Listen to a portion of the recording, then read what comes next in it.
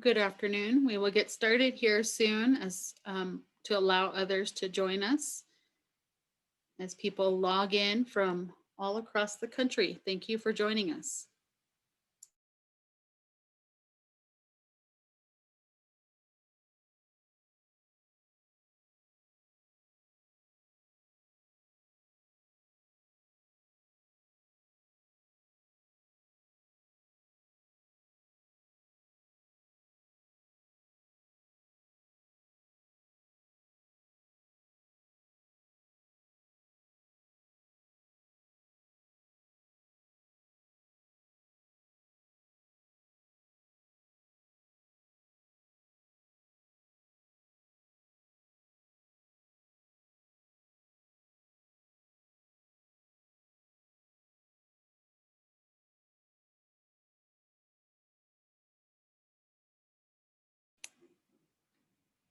Okay, we're ready to go and the recording has started.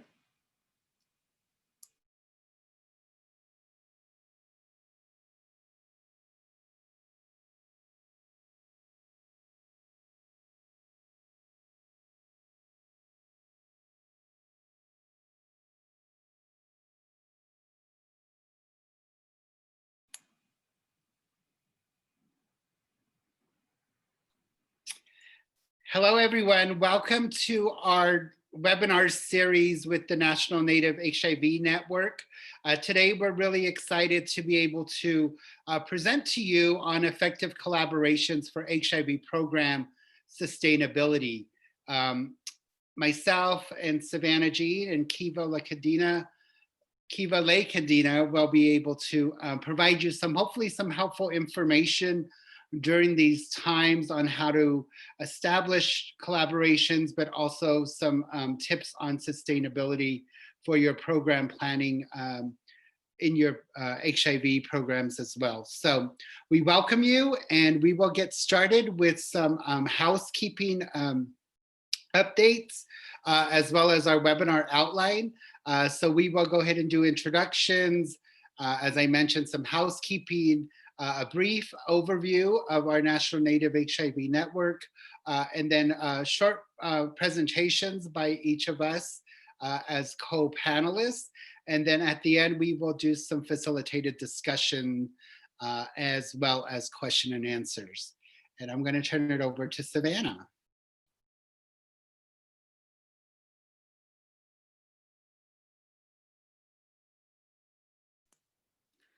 Good afternoon, everyone.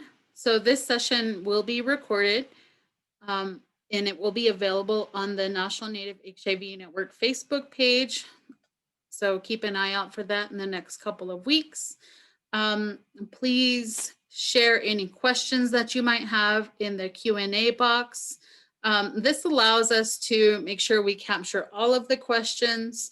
So if you have questions for our panelists, please put it in the Q&A rather than the chat box. But in the chat box, if you could share with us your name and agency, tribal affiliation, and we can get to know each other and see which relatives are joining us today. So the National Native HIV Network is a collaborative and community-led effort that started in 2016. The goal of the network is to increase and organize a national voice and presence in the HIV movement from the American Indian, Alaska Native, and Native Hawaiian communities. We have regional representatives from all of the regions seen here in this map, including our Native Hawaiian relatives. Each of these representatives join us on bi-monthly meetings to plan out these webinars, as well as other capacity building efforts, and our National Native HIV Awareness Day, which happens on March 20th.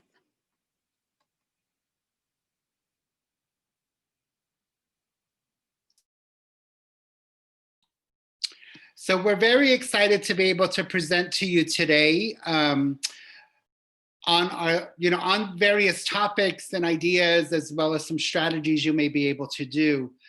So today, your presenters are yours truly, Elton Naswood, who is co-coordinator for the National Native HIV Network, We also have Savannah Jean, who is with the Albuquerque Area Indian Health Board, as well as Ms. Keiva Cadena, who is with the Hawaii Health and Harm Reduction Center.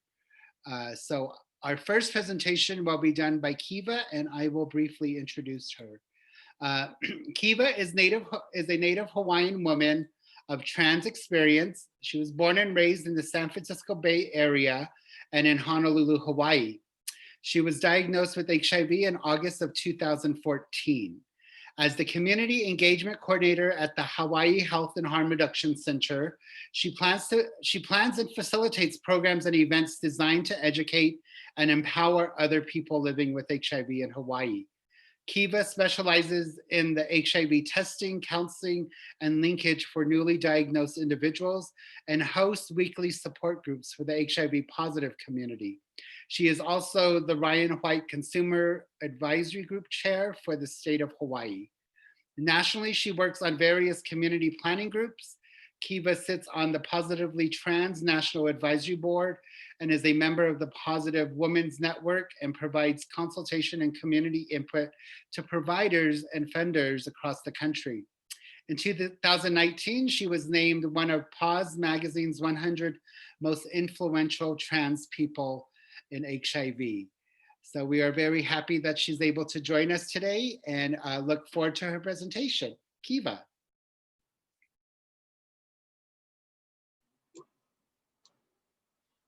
Mahalo, Elton. Thank you everyone for joining us.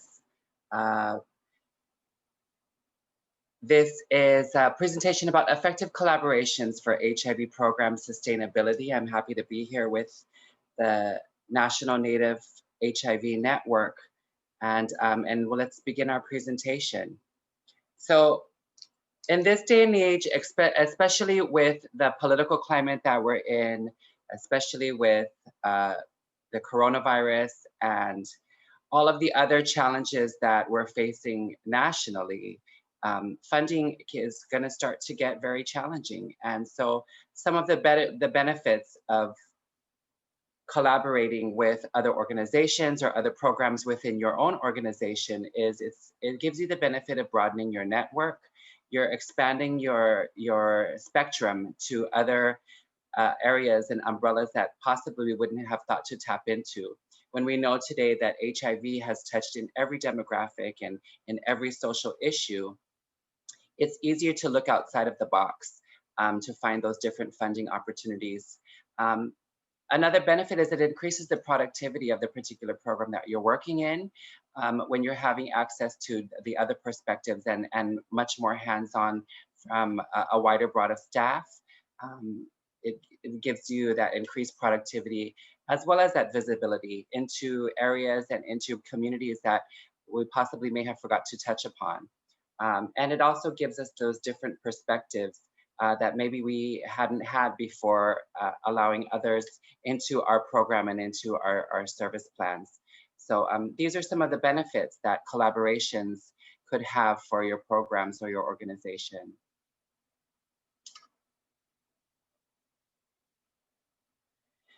And some of these potential harms, we know all of these before. The diversity within the community and within a program structure is really, really important to find that inclusivity and to make sure that the community abroad is welcome.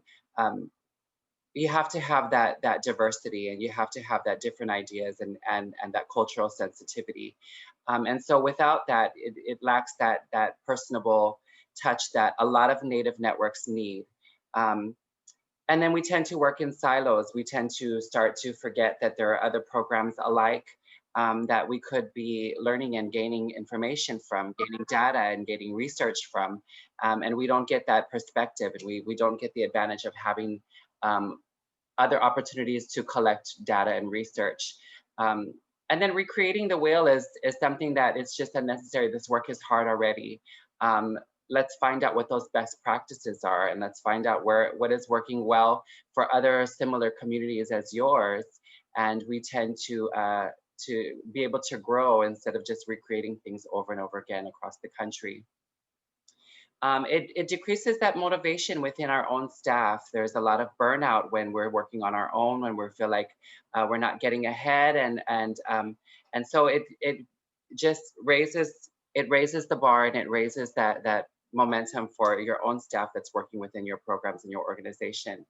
And the community is beginning to miss out, missing out on the opportunities to learn and to grow, or to gain access to these services that potentially they wouldn't even know is available. And we're limiting our funding opportunities. Hawaii is a prime example of one of those low incidence states, and we'll talk a little bit more about that in a little bit, but it limits our opportunities to gain access to certain grants because of our situation.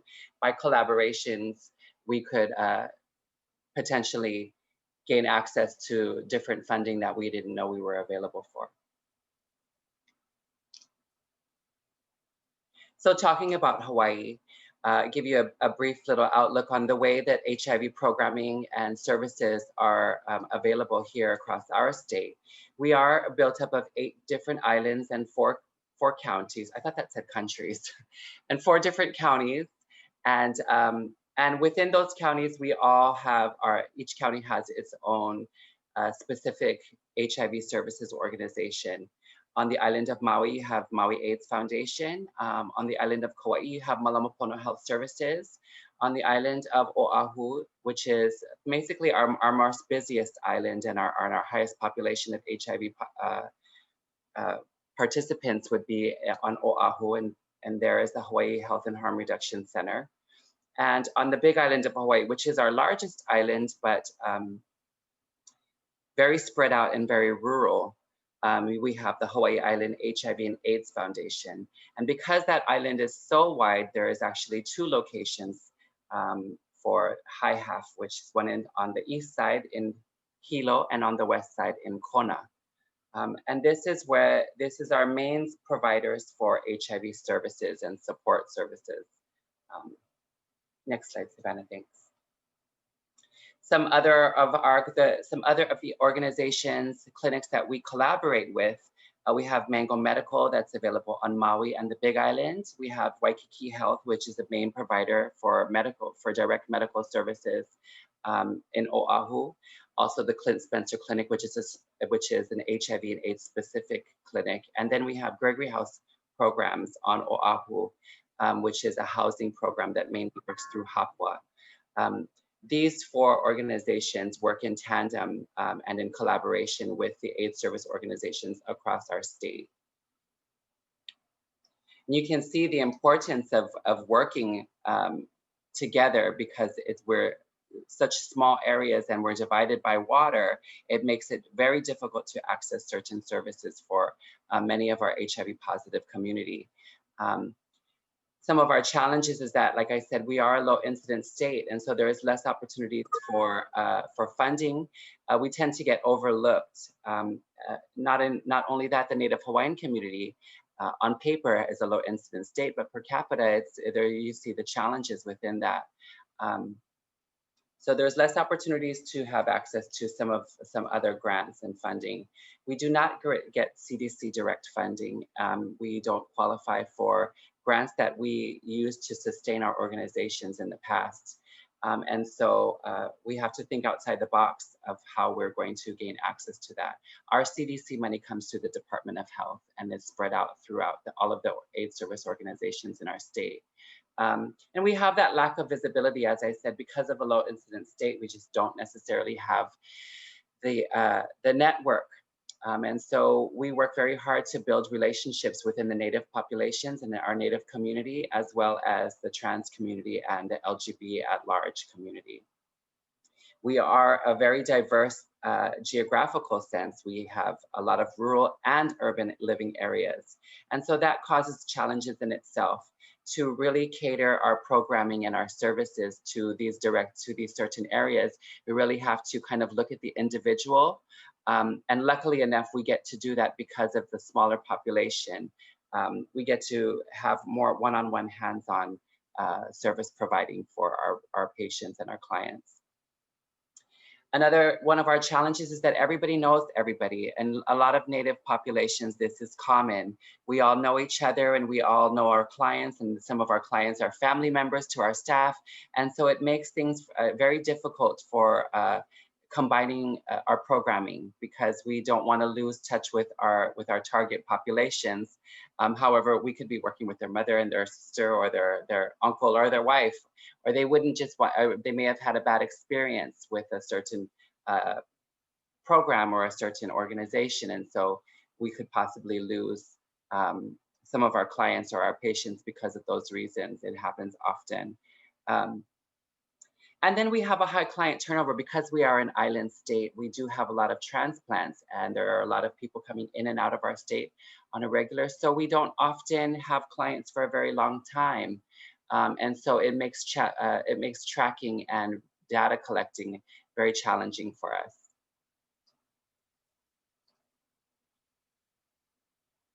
And of course, that solution is collaborations, working with other organizations that are doing similar work, or even looking at the social determinants of health that causes these challenges.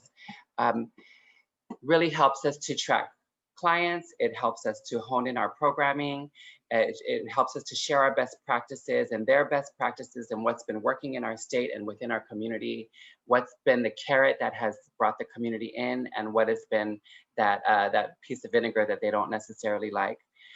It opens up a different line of communication, and we start to work with organizations and populations that we wouldn't necessarily have tapped into had it not been for smaller collaborations.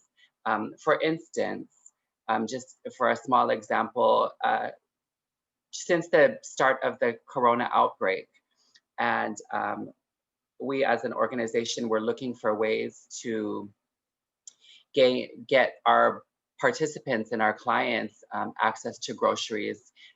These stay-at-home orders were forcing people to stock up on food, and a lot of our clients couldn't afford to have 2 weeks worth of groceries, or just go into the grocery store and buy 2 to 3 weeks worth of groceries for the stay-at-home.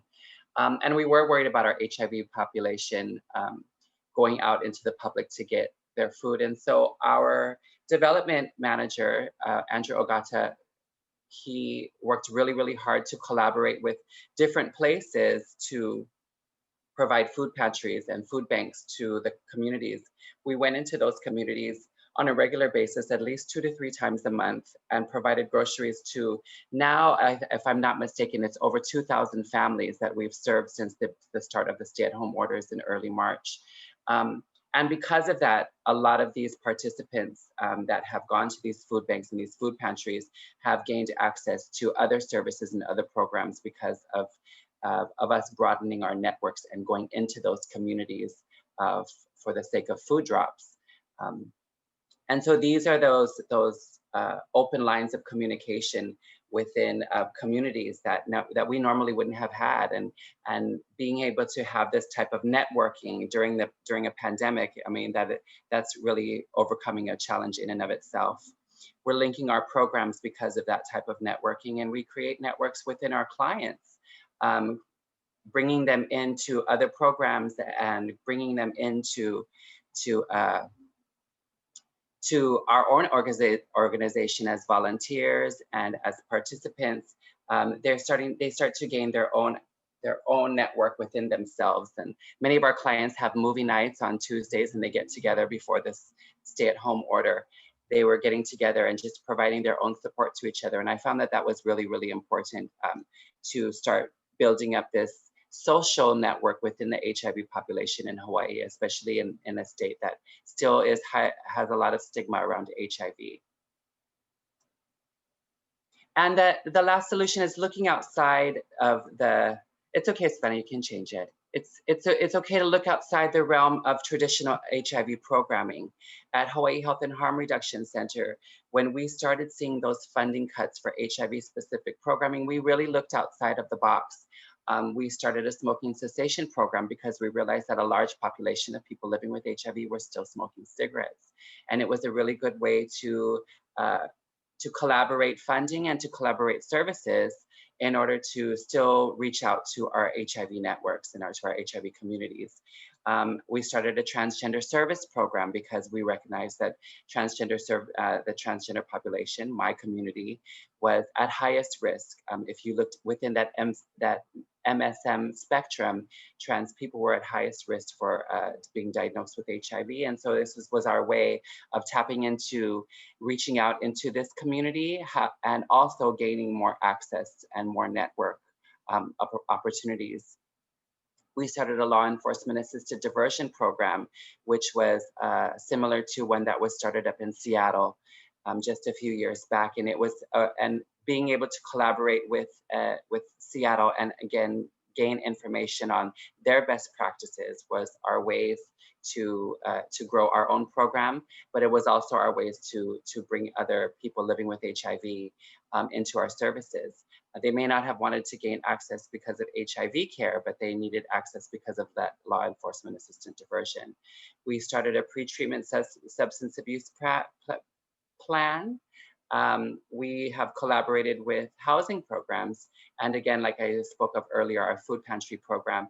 So all of these things are tapping into not only communities that are in need, that are experiencing these social determinants of health, but they're also communities with a high population of people living with HIV or people at risk for HIV.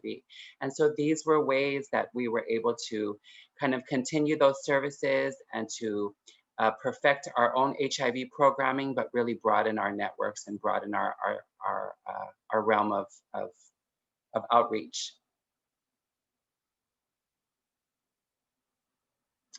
And that's my portion of the presentation. I mahalo you all for being so attentive. And I see there's a lot of questions in the chat room. And so I'm going to move on to Elton, and I'll be looking over the chat for the rest of the program so that we can make sure that we answer your questions at the end.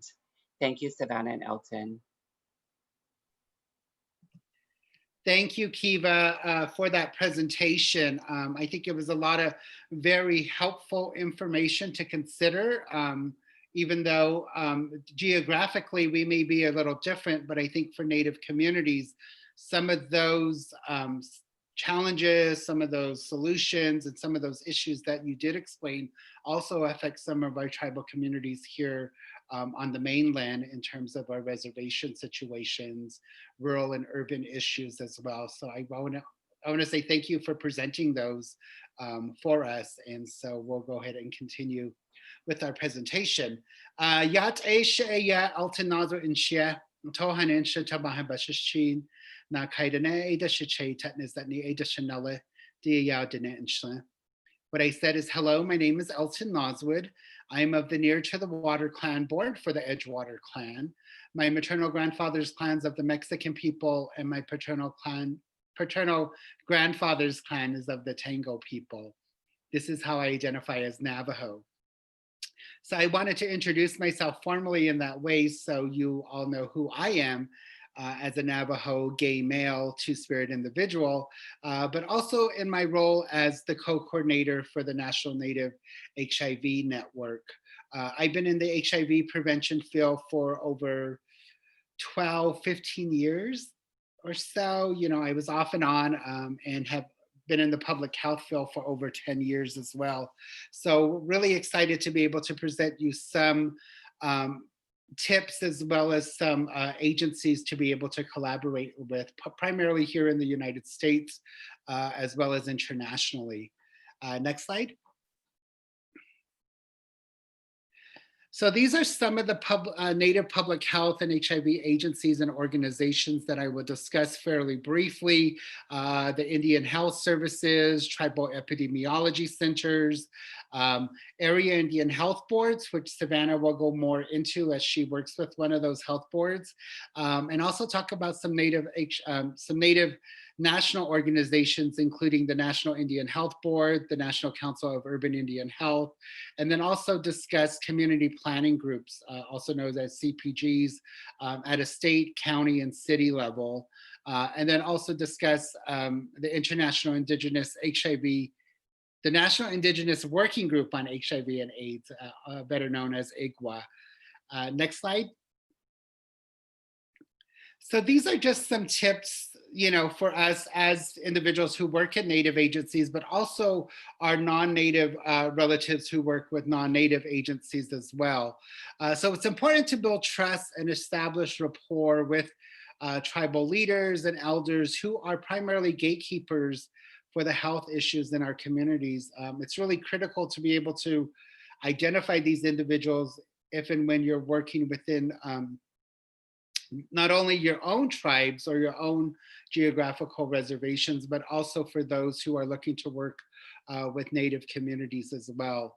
It's always important to talk to key stakeholders and who can help you to identify these individuals. It's also important to know the history of Native communities and its experiences with the US and state governments, which is very important. We've had a long history as colonized people in understanding where we fit into this, what we call American society, and this can really affect kind of the jurisdictional issues, but also some policy issues as well. So it's really important to know the history in that way. Also recognize the distinctive and similarity of cultural needs from different tribes. We have over 570, I think it's 572 federally recognized tribes now, but we also do have over 100 state recognized tribes. And then we have our relatives as well in the state of Hawaii, our Native Hawaiian relatives, as well as our relatives in the state of Alaska, which there are over 100 different villages in Alaska. So it's really important to know the distinction between the different tribes because we're not all the same. We may be lumped into the category of Native people, American Indian, Alaska Native, Native Hawaiian, but we're all distinctly different with different languages, different cultural worldviews. But there are some similarities as well. So it's really important to be able to recognize that. And I just got a correction in the state of Alaska. There are 229 federally recognized tribes in Alaska. So thank you for that. It's also important to designate seats or designate space for rural and urban communities for the planning groups and making planning more respectful. A lot of times, if we're not sitting at the table, we're not going to be able to be fed, right? So it's important that we recognize that we are a distinct group who needs to be seated at the table. A lot of the times when we do national work, there's instances, particularly in HIV, there's instances where I've heard words that were not, we're not statistically significant, so we're not being able to sit at the table. It's really important that we're able to be recognized in that way and have a space where we could, discuss our needs, our challenges, and also offer our solutions. So it's really important to understand that as well. Next slide.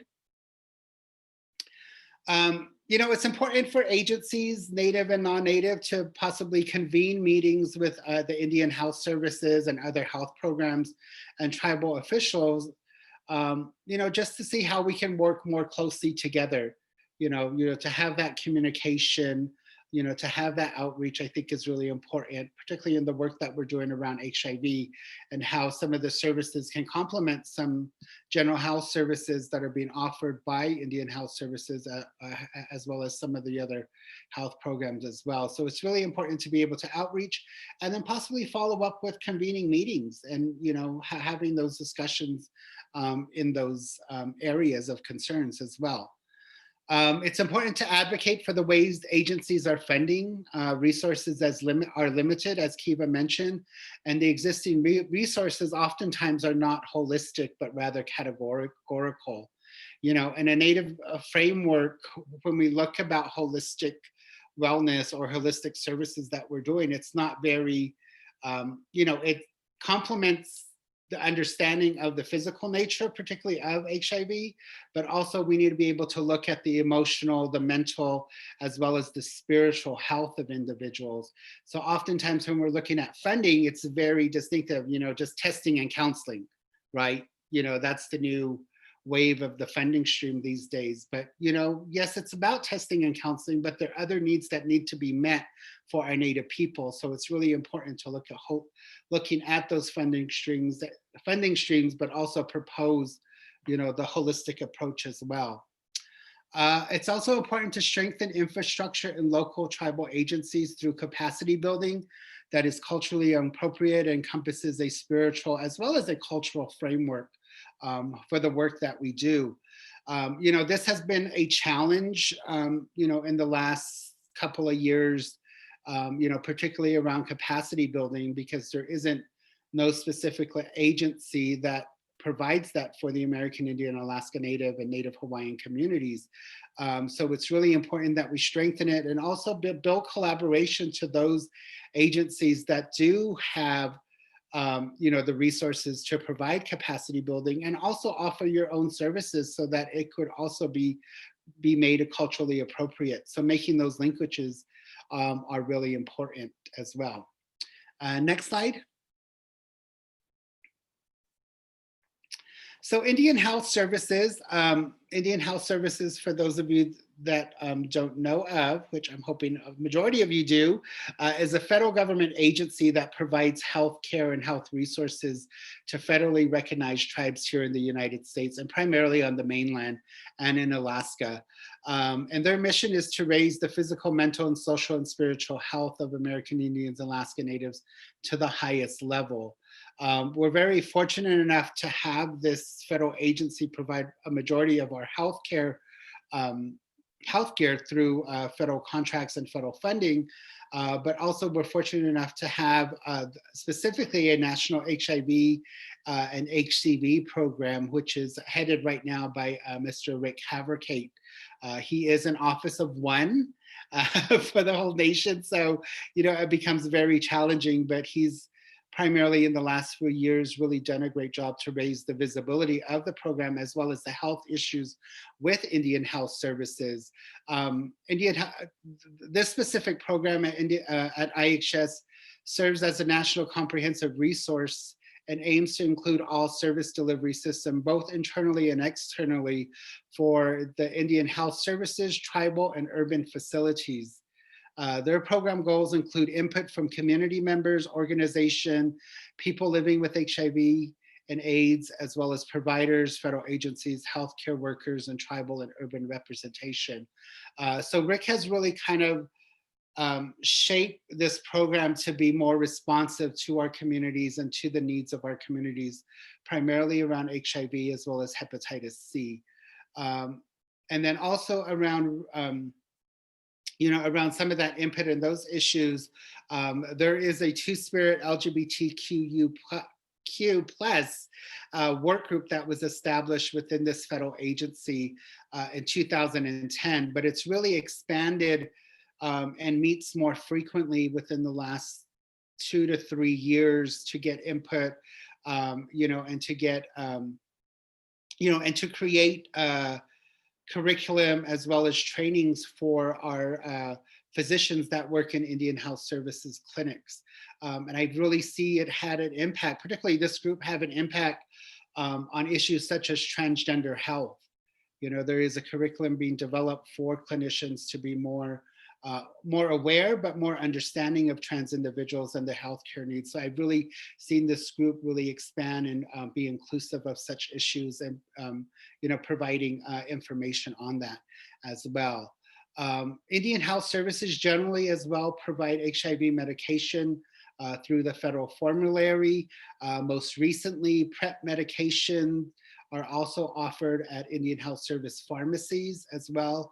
So there has been a lot of great strides that have happened with within this federal agency to support our programs as well. Indian Health Services also receives funding and resources through the minority HIV AIDS funding. And so such agencies that I'll talk about in a little bit, national agencies receive some fundings. Some area Indian Health Board receives some fundings, you know, for programs that help to support HIV and AIDS services as well. Next slide.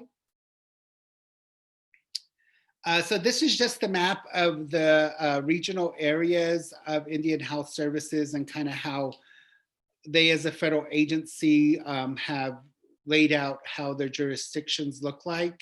So we have the Nashville agency, which is on the East Coast, and I believe we have an individual on this webinar from that area. Bemidji, which is more of the Great Lakes area, the Aberdeen area, which is kind of the Midwest, as well as the Oklahoma area, which is the southern part of the US. The Navajo Nation has their own area office.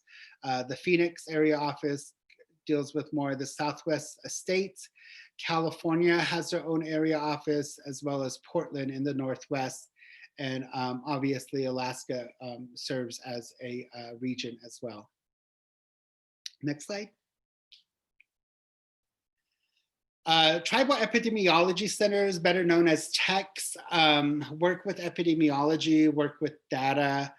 There are currently now 12 tribal epidemiology centers that are functioning and operational in the US. They started out with 4 in 1996, and it has grown over the years, which is great.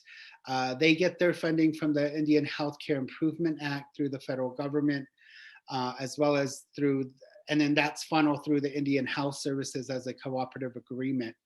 In 2010, through the Affordable Care Act, they were permanently reauthorized through that specific act to receive stable funding. They are also given public health authority, as well as from the Health and Human Services. They've been directed to give TECs access to HHS data and protected health information, which is a collaborative effort. Next slide. The CDC provides, the CDC and prevention, I always just say CDC usually, provides the TEC centers technical assistance around the data and their proposed information, as well as each IHS area must have TEC access. It's important to mention the tribal epidemiology centers, primarily in the work that we do, because they're the ones that kind of collect the information around HIV and AIDS data, spikes or rises in certain areas, and so they play an important and integral part of the work that we do around HIV and AIDS.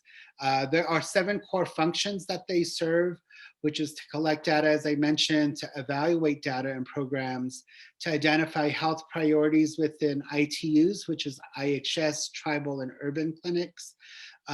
They make recommendations for health service needs. They make recommendations for improving healthcare delivery systems and provide epidemiologic technical assistance, as well as disease surveillance. So when you're looking at funding opportunities or maybe doing grants, it's really important to reach out to these TECs to be able to get the latest data to include in your proposals possibly, or if you're doing presentations or you're meeting with local and tribal health officials, to gather that up-to-date data. So they can serve as a really important role when you're collaborating and looking for resources available. Next slide. This is a map of the different TEC areas. Again, they're situated very differently across the mainland United States, as well as Alaska. You have the United South and Eastern Tribes Agency, who provides a lot of coverage for the south and east of the United States, Oklahoma area, Albuquerque area, Southwest as well, the Navajo Nation, Intertribal Council of Arizona, Alaska, California, the Northwest, and then the Urban Indian Health Institute in Seattle also is in the Northwest, the Rocky Mountain region, Northern Plains, and Great Lakes.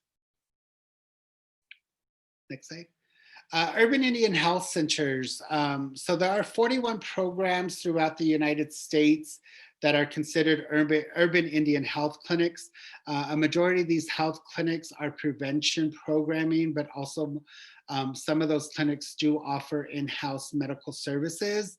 And 15 of the 41 programs are now designated as federally qualified health centers and provide services to natives or to Indians and non-Indians as well.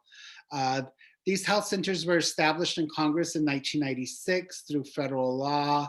The HIV AIDS and sexually transmitted disease information is also provided at conferences, seminars, workshops, and community meetings at these IHS Title V funded off-reservation Indian health programs. The education and prevention services include culturally sensitive information. Additionally, HIV and AIDS services at these health centers include HIV testing, pre and post-test counseling, family support groups, and offer referrals for additional HIV treatment of HIV and AIDS services if needed, and if the clinic cannot be able to provide. A majority of our American Indian population live in urban areas. I believe there are statistics up to about 70% of our population live in urban areas. Hence, these urban Indian health centers are very important in these different metropolitan areas to provide the health services that are needed.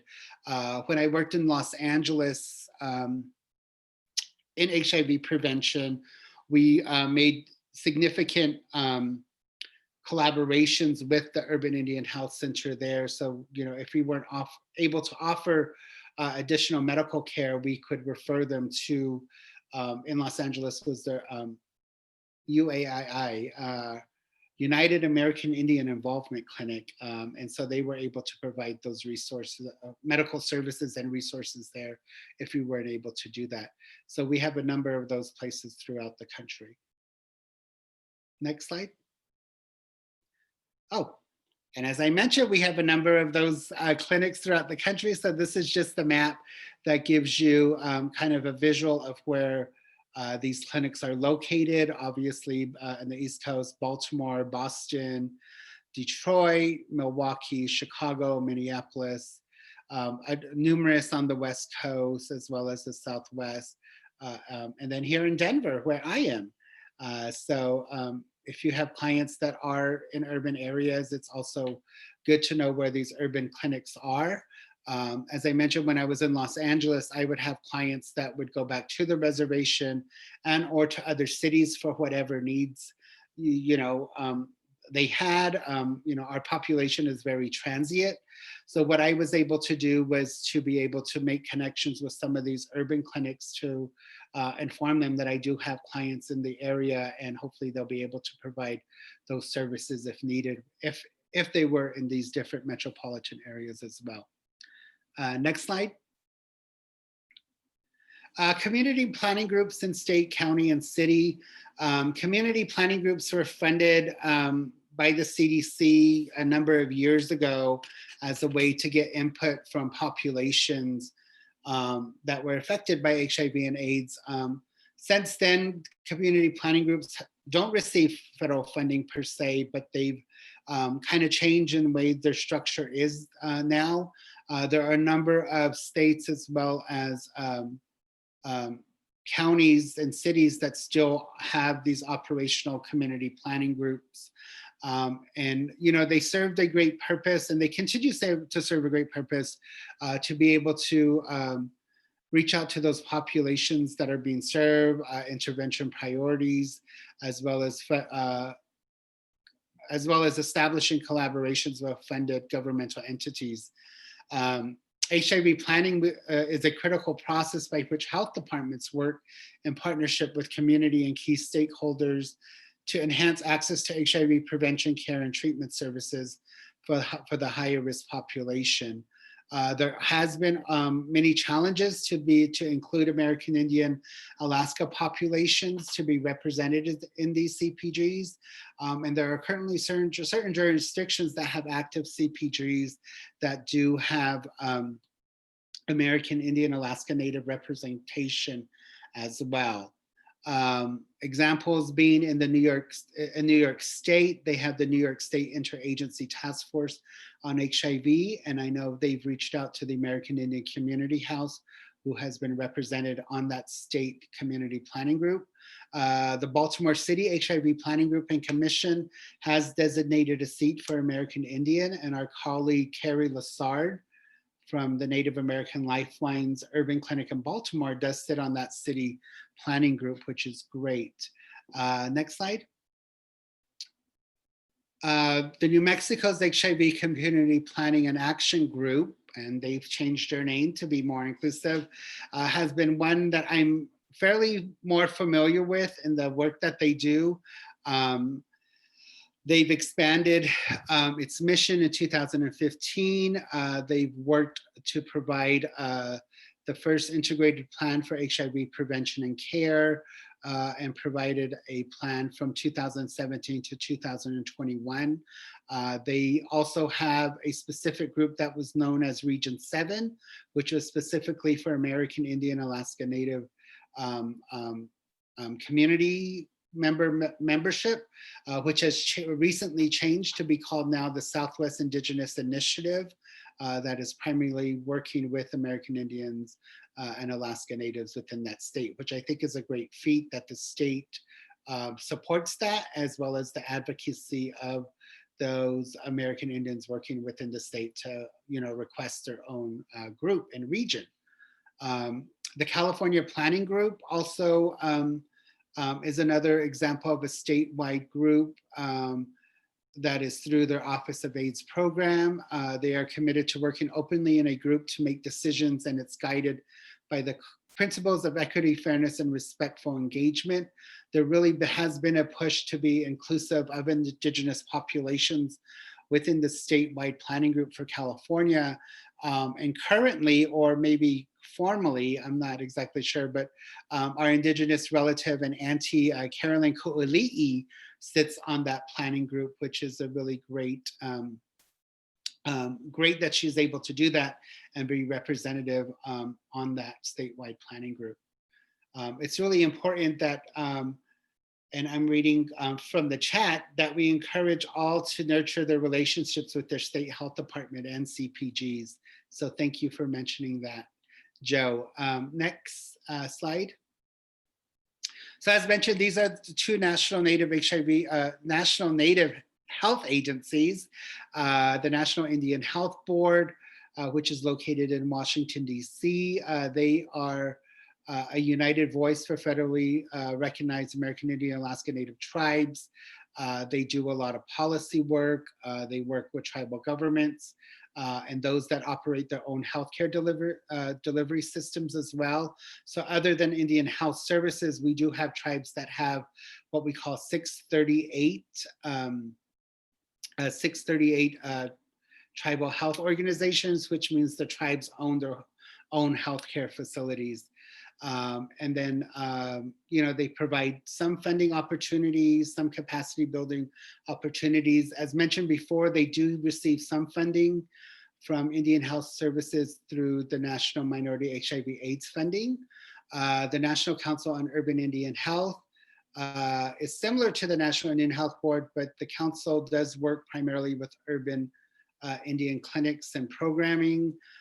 They help to support and develop quality, accessible, and culturally competent healthcare services for those relatives that live in urban settings. They work with urban Indian organizations that are represented, that are also 501c3 as part of their membership as well. And they do work with youth. They do have a youth council, and I believe they do also receive some of the minority HIV AIDS funding as well. Next slide. And finally, the International Indigenous Working Group on HIV and AIDS. IGWA is an international organization that is primarily funded through the Canadian Aboriginal AIDS Network, but they serve the whole global population of Indigenous peoples. Their mission is to create an international voice and structure that leads Indigenous peoples and their Indigenous leadership and governments and aid service organization with a global collective action to lower the disproportionate impact of HIV and AIDS experienced by Indigenous peoples. This group, of which I am a co-chair, I believe. Yeah, I'm a co-chair of this international organization who does a lot of advocacy on the international level. We've developed an international strategic plan for HIV and AIDS for Indigenous people from 2018 to 2014. We do have representation on the United Nations Health Policy Board, I believe, or committee, I'm sorry. And right now, the US leaders or delegates are myself, as well as Ben Joby, who is Yankton Sioux from the New York City area. We have representation from Australia, New Zealand, Canada, South America, and a number in Europe as well. And so, you know, we gather bi-monthly to talk about issues that affect Indigenous communities and how do we advocate at an international level to be included in some of these discussions. And also something that's recently come up with this organization is research. So that is one of my primary goals of being on this committee, is to really kind of establish the Indigenous research here in the US to be more internationally spread on the issues that happen here. You know, and obviously research does help in funding and resource opportunities as well. Next slide. Oh, and then, so these are just some resources and websites of the organizations and agencies that I spoke of. So you can utilize those and go to their website. And I will turn it over to Savannah, who is going to talk a little bit more about the National Native HIV Network as a collaborative agency, as well as some issues around policy as well, policy and collaborations with tribal leadership. Thank you.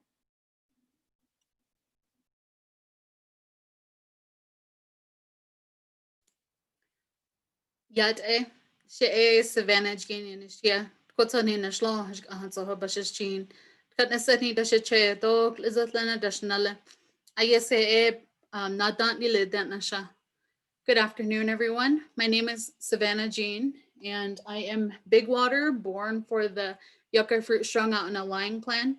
My maternal grandparents are Tangle people, and my paternal grandparents are Mini Goats people. And I am Navajo originally from Burnt Corn, Arizona, but I now work and reside in Albuquerque. I am the STD HIV AIDS Prevention Program Director at the Albuquerque Area Indian Health Board. So what I will be presenting today is some lessons learned in my role with the STD HIV AIDS Prevention Program and the way that has changed over the last 10 years in my time with the health board.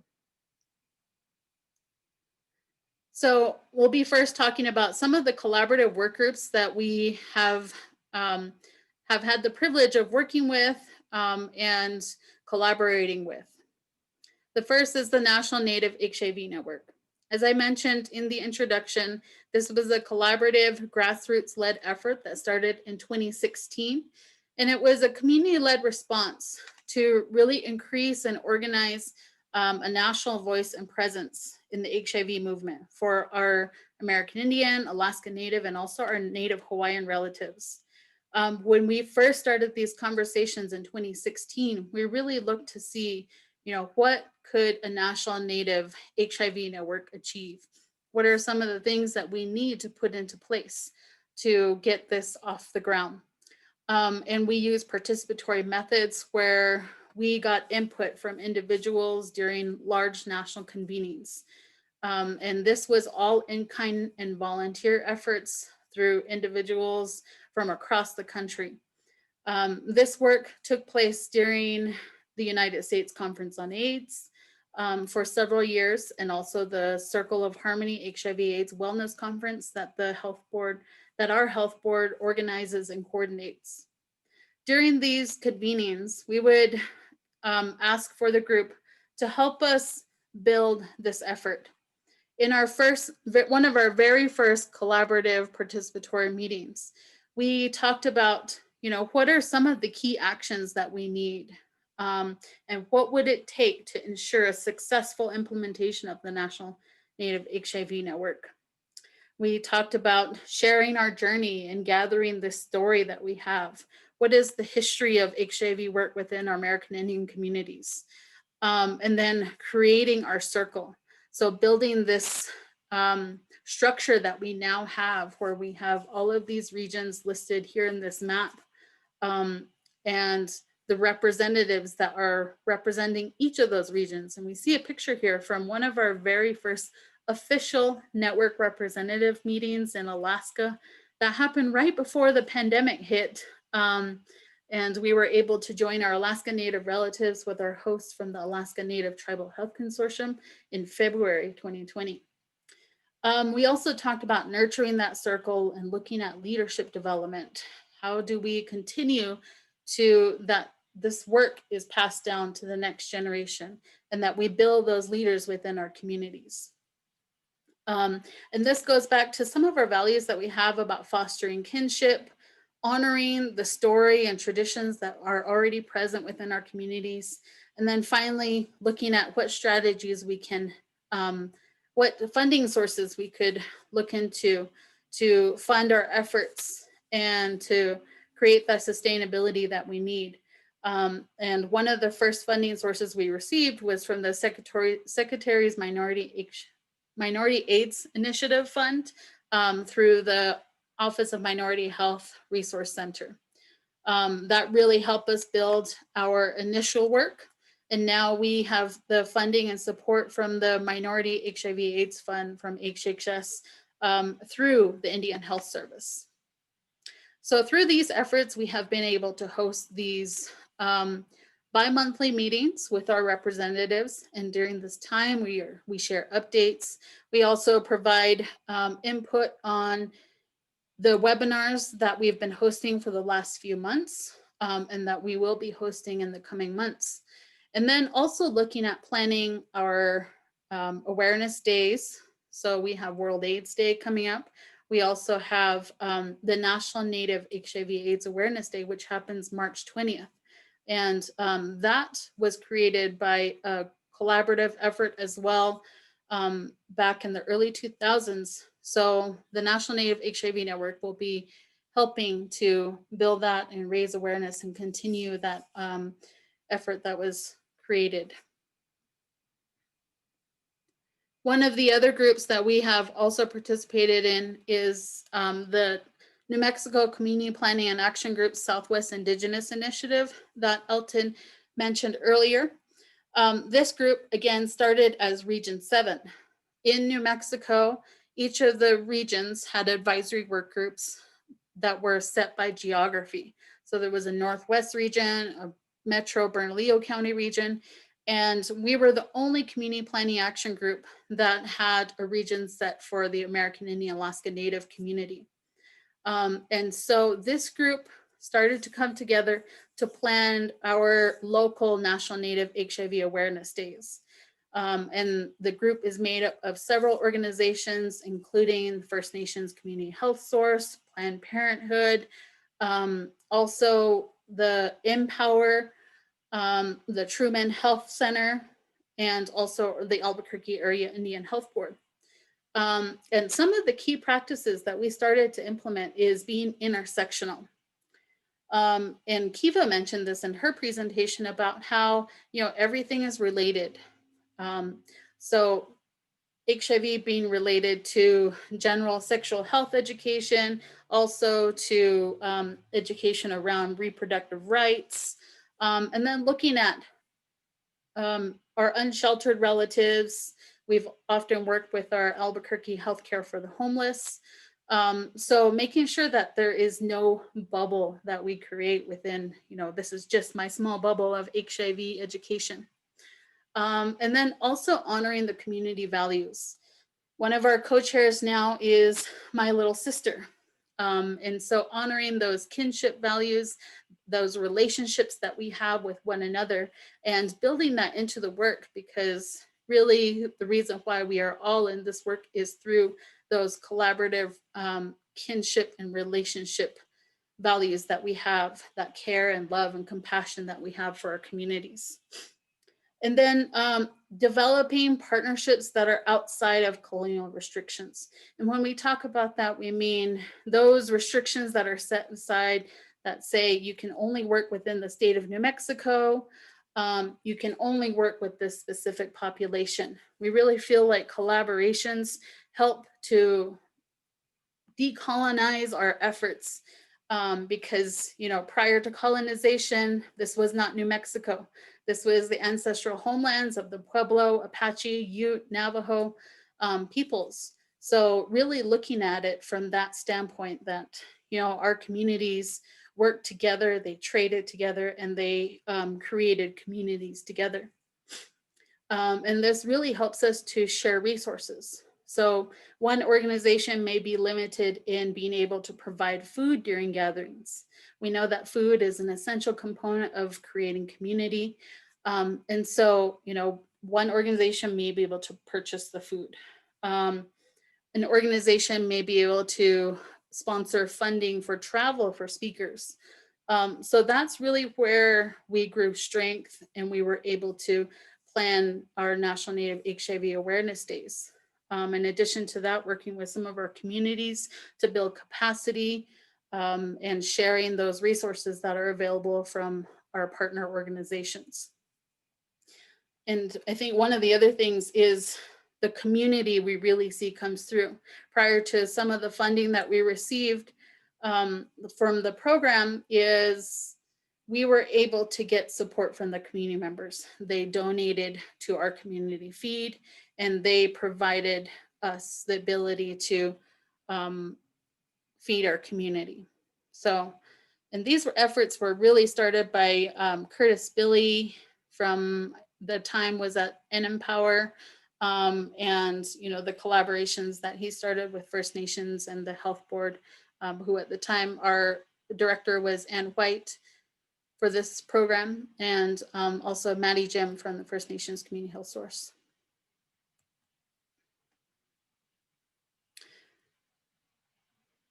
And one of the things that my mentor really instilled in the program was staff development and the importance of that. Really, you know, the work comes from the team, and that ability to invest in your team so that they can provide the best services that our communities need. One of the things that we did was developing program values, and this is really what drove our work. And we continue to come back to this as we think about, you know, how do we want to serve community? How do we want to be, what is the image and message we want to share with our community members? Also setting up your team for success, investing in capacity building for them. We've been really trying to build our skills and facilitation efforts. And as you see here, our whole team is trained in how to do participatory methods. And we really think that's important in gaining the community voice in the services that we provide. And then finally, setting realistic expectations. As we continue and learn more about how historical trauma has impacted our communities, and even down to the individual level of you know, this expectation of constant production and constant productivity, it can be harmful to how we look at the way our teams are working and living in our communities, and that can impact the way that they serve our communities as well. So coming back from some of those work structures that might be set in a Western work structure, and then expressing gratitude for their contributions. And I'll show you our program values here in the next one. So these were the program values we developed through, again, the participatory methods. And most important among them is cultivating an ethic of care to ensure a positive work environment. So developing and working on those relationships that we have within our team. Having passion for our relatives. And then, you know, you can see the other values there, but at the end, having an attitude of gratitude toward one another, toward ourselves, and then also for the community and being able to do this work. And I really feel like this internal work that we do with our team is what helps us build collaborative efforts and being able to have this passion towards providing these services. Because oftentimes, as you heard from some of the barriers that we've acknowledged in the beginning, it can become difficult. So this last part is, looking at our local leadership. Oftentimes there has been a focus on national leadership and also state leadership, but our local leadership really has the influence over what happens within those communities, our smaller communities. One of the things that I think is really important is understanding the local leadership structure, what that looks like, what are the current governing boards that are present in each community. As Elton mentioned during his presentation, each community is different, the culture is different in every community, and the governance structure in every community is also different. We have some communities that operate on a legislative or the 3 branches framework. Some communities operate on having a tribal council. So understanding the differences and also understanding how the election cycles of each of those communities. Some may do a 4-year term, 2-year, or even down to a 1-year term. So understanding that can impact how you engage that leadership. So, again, each community has different. Some have local down to the city or a chapter house or a band or a small community, the tribal councils, and then the tribal program leadership as well. And then we have our local health boards. The Albuquerque Area Indian Health Board is one of 12 health boards across the nation. And even within our area, each of the smaller communities have their own health boards that are either appointed or elected officials. And they play a role in either the operation of their clinic and their health programs, or they also are help to determine some of the health priorities in their communities. And in some communities as well, the school boards are the ones that serve as that entity. They are the ones that decide, again, the health priorities and the operation of not just their school, but their health clinic and some of the other aspects within their community. So understanding that distinction is really important in who you engaged in the process of building awareness in HIV and building those services as well. We also have consortium councils. Or the Albuquerque Area Indian Health Board is made up of 6 tribal communities in New Mexico, Colorado, and there is also the All Pueblos Governors Council, which makes up all of the other Pueblo communities within New Mexico. And then we have tribal institutional review boards. If you're not familiar with history, the IRBs are really important to looking at protecting our tribal community members from research that might be harmful to them.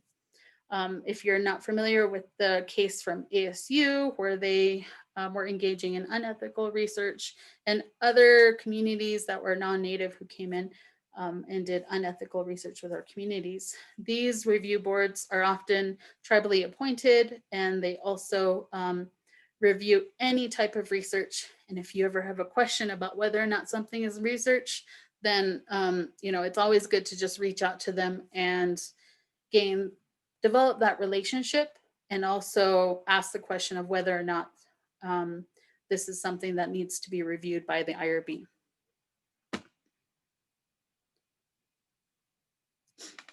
So some of the barriers to engaging our leadership, we know that HIV and hepatitis C is oftentimes a lower health priority. If we look at our prevalence and incidence within tribal communities, this is not something that'll take priority over type 2 diabetes or heart disease. So That's oftentimes why HIV and hepatitis C could be overlooked. Also, the awareness of some of our tribal leadership and the stigma that is also around HIV is really something that could impact whether or not tribal leadership sees HIV as a priority and whether they want to take action on that. And then time constraints. A lot of our tribal leaders are spread very thin. They serve on several different boards.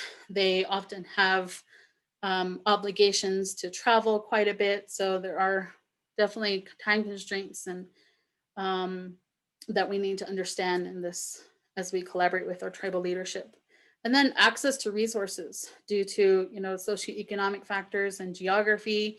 Oftentimes, we can say we're going to provide HIV treatment in the community, but where are those resources going to come from?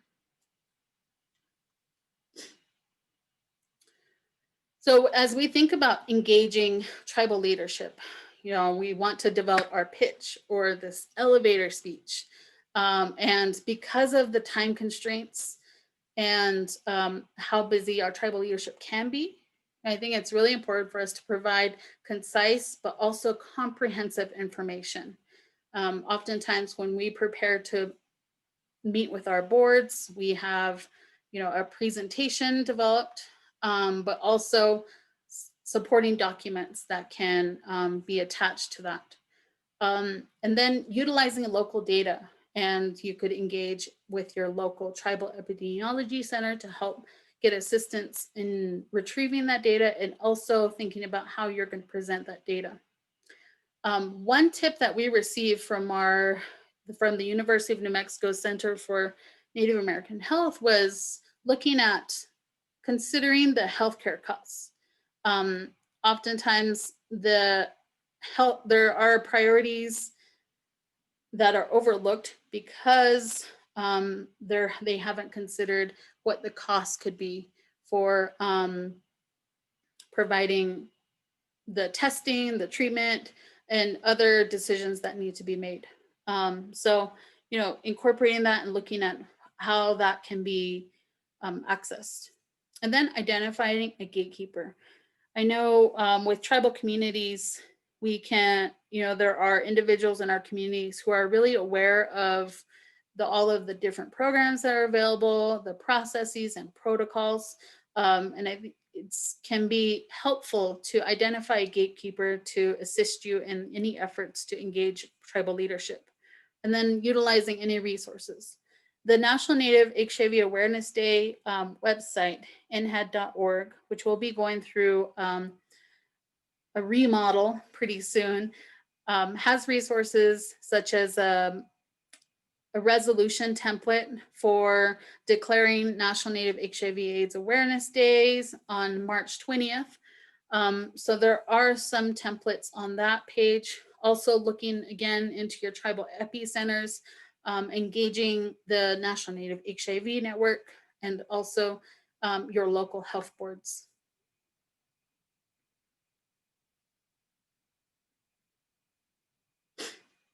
So thank you for your time. Again, from the AIHB's STD HIV AIDS Prevention Program. And pretty soon we'll be going through a program name change. So keep an eye out for more information that will be coming soon and any rollout events that we'll have over the next few months. Thank you. Yeah. Thank you, Savannah, for providing that presentation with valuable information, particularly from a program perspective and from an area Indian Health Board perspective. I think those are some key strategies to be able to utilize when working from a programmatic point of view and collaboration. So thank you for sharing that information. So we have some time for questions. So if anyone has any questions, please type them in the Q&A. There has been some chats that have been going on through our chat box. So thank you for providing that. One of the chat messages I want to highlight is the Circle of Harmony Conference, which we are planning, which happens every 2 years. That is another great resource and also an opportunity to collaborate with other agencies, funded agencies, as well as just community agencies.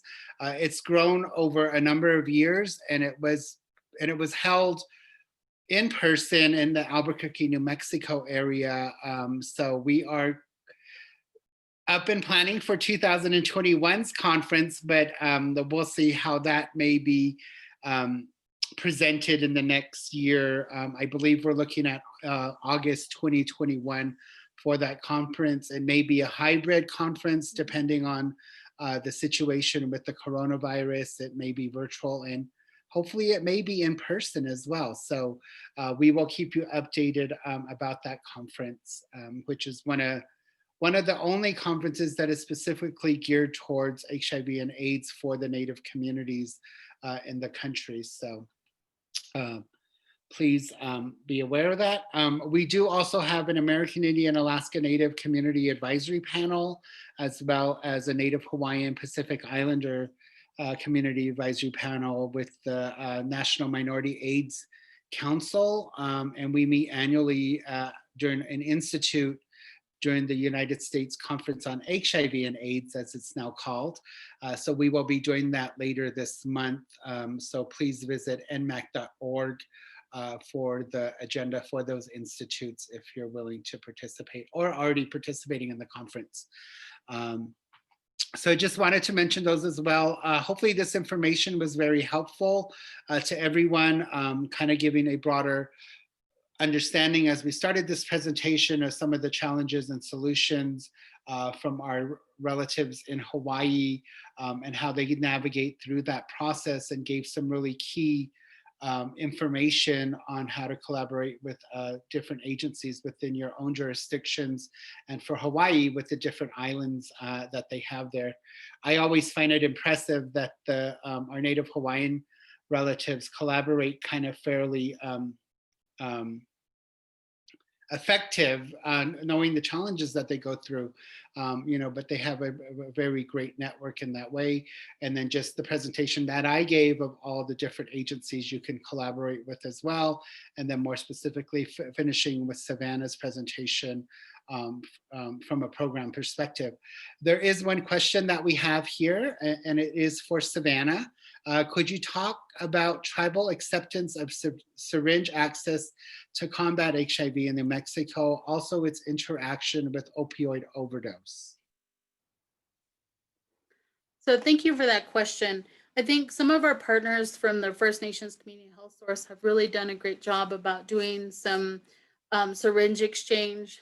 And New Mexico is actually one of the first states that had the harm reduction. So, there has been quite a long history of harm reduction and syringe exchange within the state of New Mexico. We're really fortunate for that. So I think that tribes are becoming more accepting of it. However, there is still definitely a lot of work that needs to be done. And thankfully, we have partners who are really passionate about raising awareness about harm reduction. And, we hope to continue those efforts as we, adapt to doing everything virtually. But we do have a strong support from the state and some of our, again, I mentioned the First Nations Community Health Source, who has been doing a wonderful job about creating that awareness and those services. With the opioid overdose, I think our tribal epicenter does some work with, they have a tribal opioid awareness work group. And so there is some discussions there of that intersection between, syringe exchange and syringe access with opioid overdose, but their focus has mostly been on the pharmaceutical element of that. We're hoping to be able to continue that work that in building that awareness. Thank you, Savannah, and thank you for that question. I'm going to open up that question as well to Keiva, knowing that her agency works with harm reduction as well, if you're wanting to be able to provide some input on that in terms of syringe access to combat HIV, not in New Mexico, but in Hawaii, and then maybe also around opioid overdose. You're on mute, honey. There we go. I'd love to. In fact, that question actually came from one of our H3RC family members. So that's great. I'm glad that he's joining us. You know, we've been very fortunate. Hawaii had the first statewide syringe exchange program in the country. Again, it was with collaborative efforts from other states, and we really collaborated with the planners back in Seattle, where they started that syringe exchange program on the city level, and we expanded that to statewide, and we got the funding through our local government to provide it. Currently, we are the only syringe exchange program, and we have outreach workers on each island. So we have one on Kauai, one on Maui, we have 2 on the Big Island, and then we have our main program is in Oahu, in our biggest, most populated area. We are at times met with some challenges of pushback from new members coming into legislative seats that don't really appreciate syringe exchange and don't really appreciate the harm reduction tenets. However, we are very fortunate to have a lot of backing from our state and local legislative representatives, and so those programs have really been protected. We like to think that we're the superstars of these programs because we develop the policies and the programs and the procedures. And it's definitely successful. We have a very low overdose rate in the state of Hawaii. And I shouldn't say very, because we do have a high drug use rate. But knowing that we've developed a program that really looks at the individual and that is built up around anonymity, and the process of not collecting data that we don't need to collect from these participants is a really, really big way on why they've stayed so connected and why they're willing to participate in these types of programs. So many times across the state of the county of Honolulu, we hear our participants say, oh, I go around Chinatown and I'll collect everybody's needles and I'll bring them all in at one time. And so we get to see how our community is actually taking care of themselves because we've provided that access, that one home base, and then the community comes together. And despite their choices and besides their lifestyles, we see that the community is involved in taking care of community. And that is a very, very common practice with our outreach, is that they're exchanging needles, not for just one person who comes in, but that one person comes in and he represents, you know, dozens of other people who are injection drug users. And so, so that's really, really been helpful. We do have a Naloxone program, and a Naloxone, if in case anyone doesn't know, is an opioid overdose treatment. So anybody who's willing to come in to participate in being trained for Naloxone, they can receive this training from H3RC staff, and then they can go home with their own supply of Naloxone. And so that's, again, we're letting the community take responsibility and letting the community be a part of that solution. And I think that that's a really, really, I'm talking about collaborations, collaborate with your own community, the participants that you're working with, and you really go further and you really get to gain access, and the community members gain access and they feel empowered because of that. It's a really, really simple process too, the Naloxone inhalant training, really knowing how to administer it, and they go home with their own supply, and we're saving lives. I don't have the data in hand, and Nikos might actually have the data, who asked that question, but we have saved many, many people because of that Naloxone program within our participants list.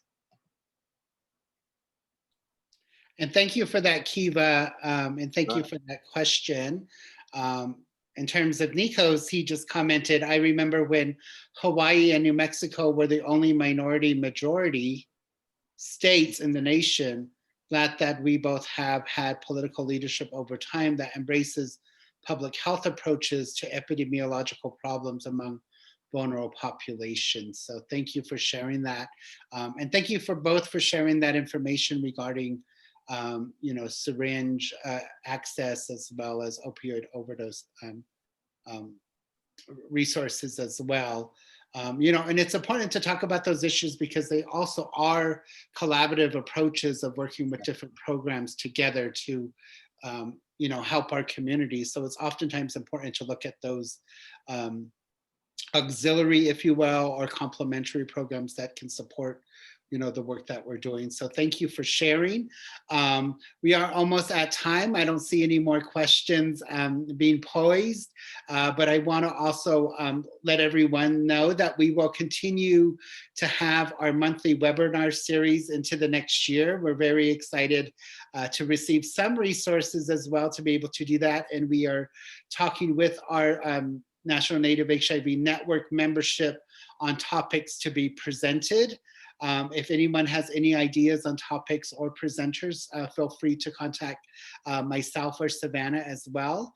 But we appreciate your time on this fall season opening of October 1st and for being with us. And we just want to say ahiaha and a mahalo for our presenters as well as for those who participated in this webinar. We want to wish you well and stay safe, wash your hands, social distance, and wear your mask. So thank you again, and we shall see you soon. Aloha.